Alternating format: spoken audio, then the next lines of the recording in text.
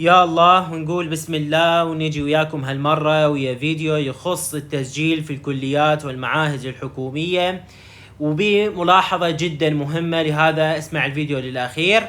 أول شغلة، كلكم انتم عرفتوا الوزير التعليم العالي نشر من خلال صفحته الرسمية انه التسجيل في الكليات والمعاهد الحكومية لهاي السنة راح يكون الكتروني وانت بالبيت، يعني ما يحتاج تروح للجامعة وتسجل. هذا شيء ايجابي بدال ما التعب الى اخره.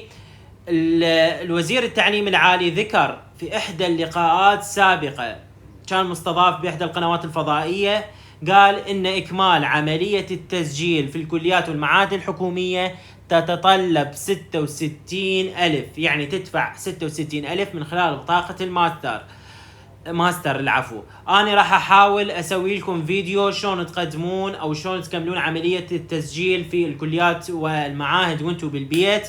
لهذا ضروري جدا تفعلون اشعارات قناة اليوتيوب حتى توصلكم الفيديوهات اول باول.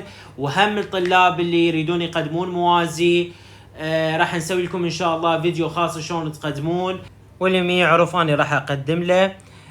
بالاضافه راح نحكي عن الاهلي والمسائي.